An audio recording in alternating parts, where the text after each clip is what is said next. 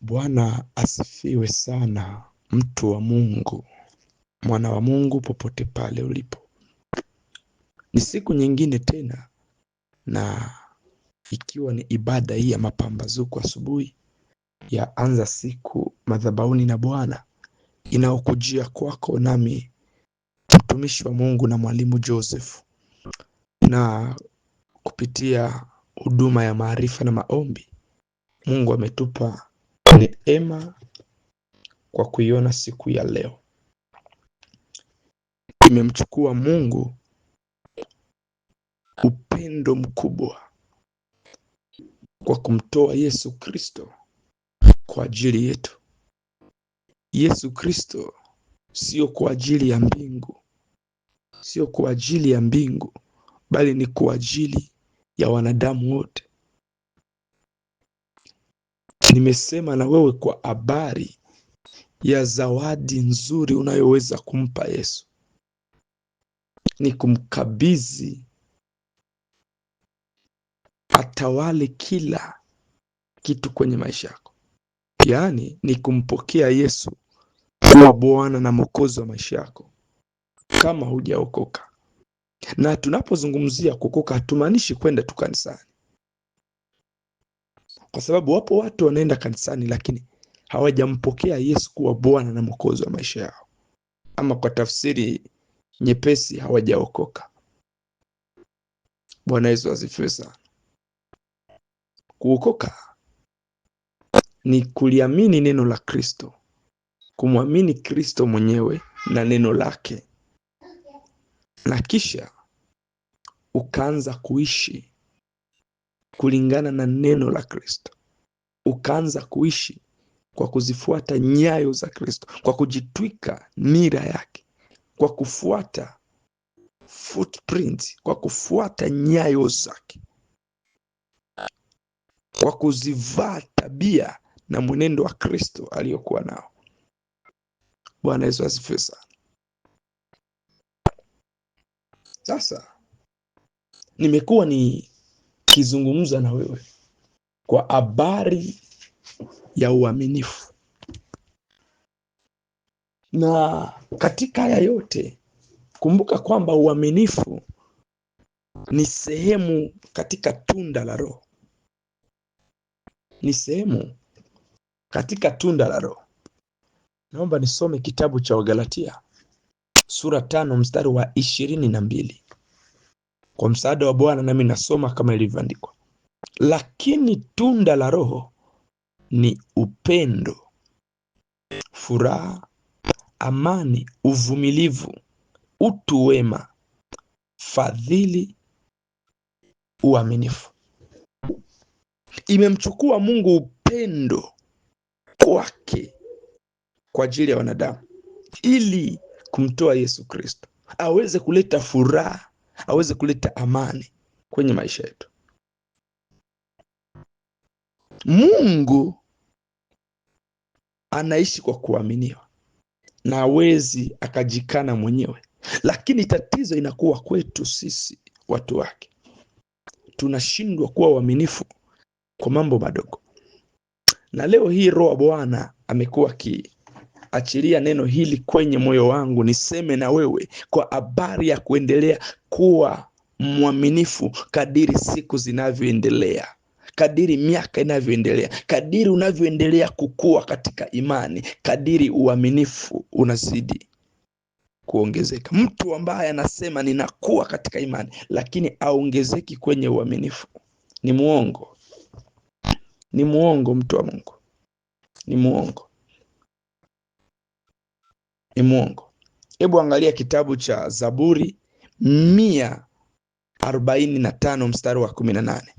Psalm chapitre 145 verset 18. Psalm 145 verse 18 inasema, Bwana yu karibu na wote wamwitao, wote wamwitao kwa uaminifu. Bwana yuko karibu na wewe Bwana yuko karibu na wewe, hayuko mbali na wewe. Unasema, mtumishi, mbona ajibu maombi yangu? Mbona hajibu kila ninapomwita katika mahitaji yangu? Mbona haya na yale, uchumi wangu, ndoa yangu, sijui familia yangu, sijui biashara yangu, sijui ofisi yangu. Unasema, mtumishi, kwa nini bado unasema kwamba Bwana yuko karibu na mimi? Ni kweli Bwana yuko karibu na watu wote wanaomwita, lakini anasema wote wamwitao kwa uaminifu. Anaonyesha aina ya mtu ambaye Bwana atakuwa karibu naye kwa habari ya maombi, kwa habari ya kujibiwa. Ni kwa uaminifu, ni kwa uaminifu. Mimi niwe mkweli kwako, leo hii ni siku njema sana kwangu. Ni siku ambayo, ama niseme ni tarehe 26, tarehe ambayo kusudi la Mungu liliachiliwa duniani. Mbegu iliachiliwa duniani ili ije kufanya kusudi la ufalme na serikali ya mbinguni. Ni tarehe kama na hii, mwezi kama na huu ambao nimepata kuzaliwa, na ninamtukuza Mungu sana. Ninamtukuza Mungu sana. Haleluya. Bwana Yesu asifiwe sana. Uaminifu ni kusimamia. That is faithfulness. Ni kusimamia. Yaani kumaanisha na kutekeleza ulichokipanga.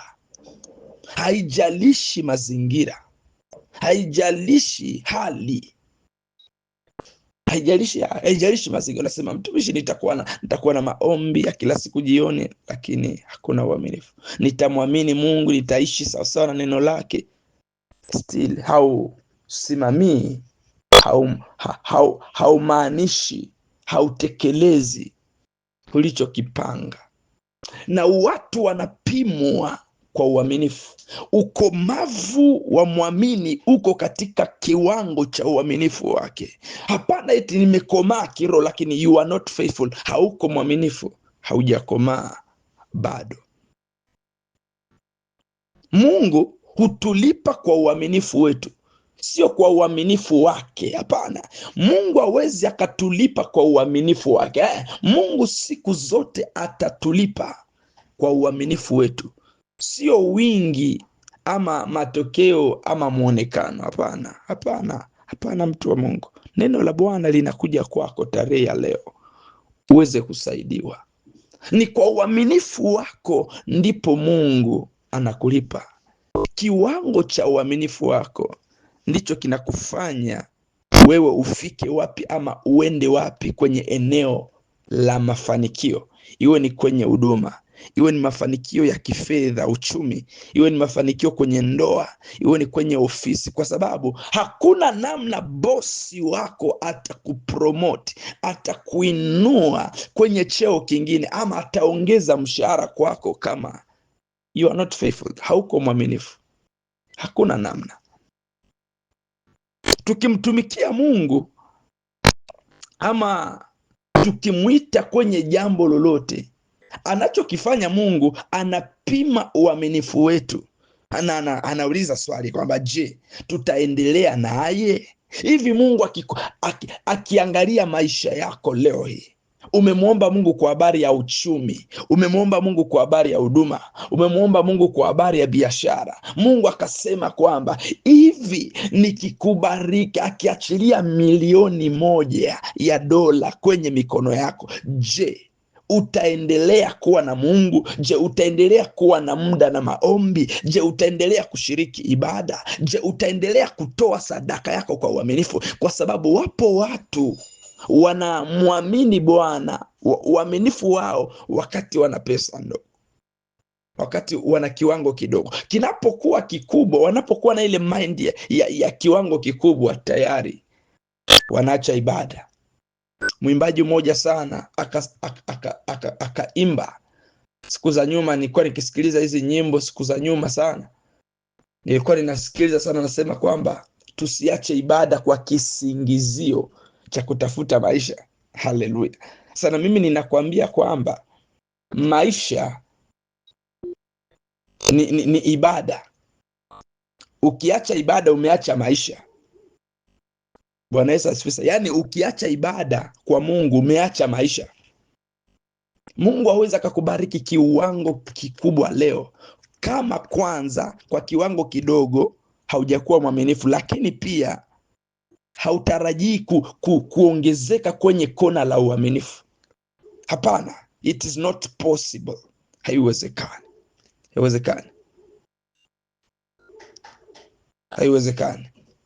Je, utaendelea kushikilia uamuzi wako kwamba kila siku asubuhi nitaamka na nitaomba, kwamba kila siku ni lazima nianze siku na Bwana, kwamba kila siku sijui wakati fulani lazima zaka yangu niachilie, lazima nimtolee Bwana zaka yangu kwa uaminifu, lazima nitoe Bwana kiwango kwa upendo, kwa sababu agano jipya hatutoi kwa sheria, tunatoa ni kwa upendo. A cherished heart, tunatoa ni kwa upendo, sio kwa sheria mpaka kiwango fulani lakini agano jipya ni agano la upendo. Kwa hiyo tunatoa zaidi kwa sababu ya upendo tulio nao kwa Mungu. Bwana Yesu asifiwe sana. Mungu akiona kwamba ni ndio kwamba unaweza kushikilia maamuzi yako, ndipo ujidhihirisha sasa kikamilifu kwenye maisha yako. Akiona kwamba umekomaa kwenye kushikilia uamuzi, kuwa mwaminifu, yaani uaminifu wako umeanza kupanda viwango, hapo ndipo anaanza kujidhihirisha kwako kikamilifu. Mungu hatajidhihirisha kwetu kikamilifu kama uaminifu wetu kwake hauongezeki, bali unazidi kupungua. Kuwa mwaminifu na utamuona Bwana. Neno la leo ninaenda kuomba Bwana aonekane kwako. Hayo ndiyo maombi yangu kwako tarehe leo. Bwana aonekane kwako. Hayo ndiyo maombi madhabahuni, kwamba Bwana uonekane kwangu, uonekane kwenye maisha yangu, uonekane kwenye maisha ya watoto wako tarehe leo, uonekane Bwana.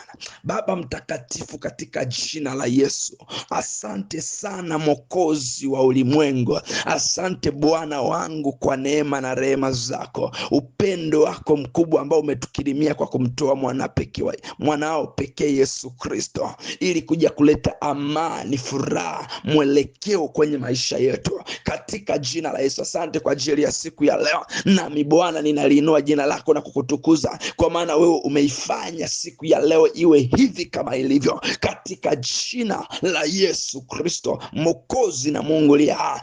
Bwana, siku hii ya leo tunaiamrisha kwa jina la Yesu, ikadhalishe amani, ikadhalishe furaha, ikadhalishe baraka kwa jina la Yesu Kristo, Mwokozi Mungu aliye hai. Ninaomba neema yako, kibali na rehema zako kwa ajili ya mwanao huyu siku hii ya leo. Bwana, ukaonekane kwenye maisha yake, ukaonekane kwenye ndoa yake, ukaonekane kwenye huduma yake, ukaonekane kwenye biashara yake, ukaonekane kwenye kazi zake za mikono, ukaonekane kwenye ofisi anapofanyia kazi, ukaonekane kwenye duka lake, ukaonekane kwenye nyumba yake, ukaonekane kwenye familia yake, in the mighty name of Jesus, katika jina la Yesu. Ukaonekane kwa mume wake na ukaonekane kwa mke wake, ukaonekane kwa watoto wake, ukaonekane kwenye uchumi wake kwa jina la Yesu Kristo.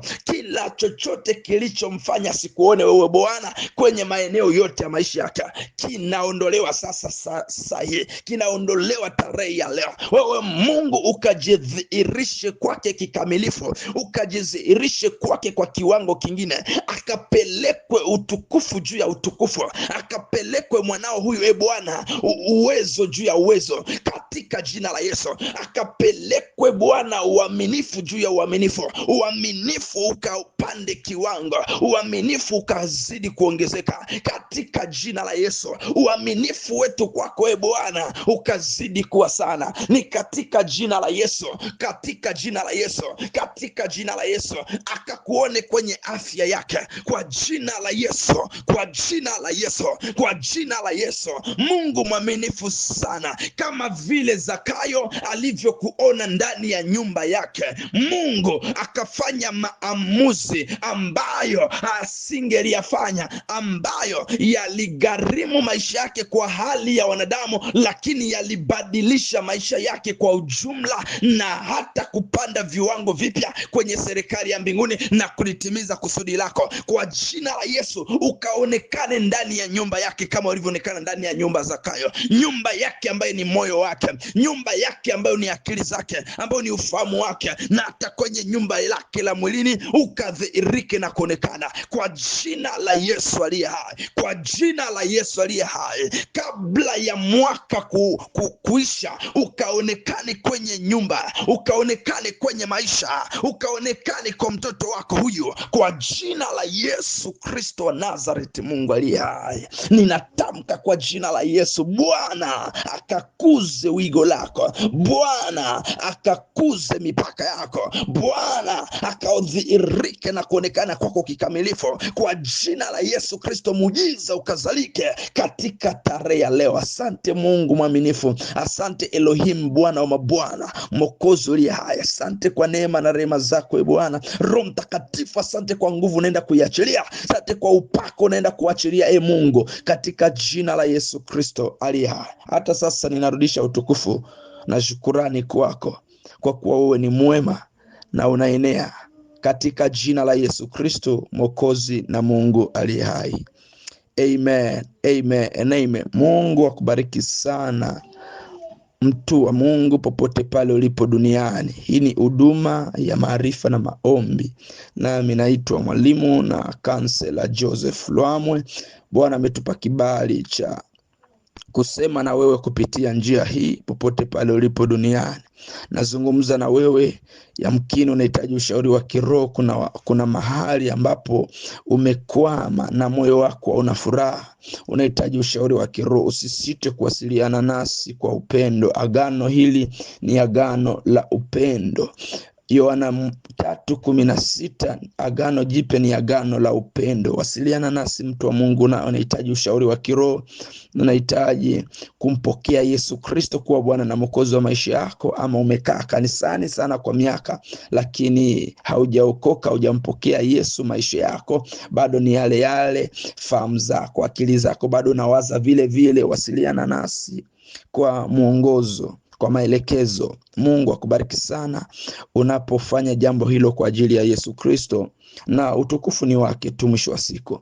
Mungu akubariki sana. Namba zetu za mawasiliano ni hizi hapa, alama ya kujumuisha 27786243718. Na yupo mwingine ambaye unasema, mtumishi, nataka kufanya kazi ya Mungu pamoja na wewe kwa njia hii, kupitia mfuko wangu, kupitia sadaka yangu. Unaweza ukawasiliana nasi kwa namba zetu hizo hizo kwa kuwa partner wa huduma hii. Lakini pia wewe ambaye ni mshirika wa huduma ya maarifa na maombi, unaweza ukaachilia sadaka yako kwenye namba zetu za mawasiliano ambazo umezizoelea kwa kuwasiliana nasi, ambazo ni alama ya kujumuisha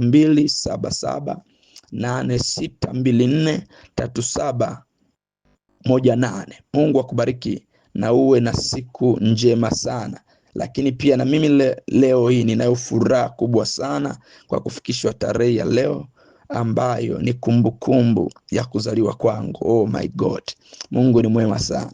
Mungu akubariki sana na Yesu akutunze. Ninakupenda, lakini ukweli ni kwamba Yesu Kristo anakupenda zaidi. Uwe na wakati mzuri. Shalom.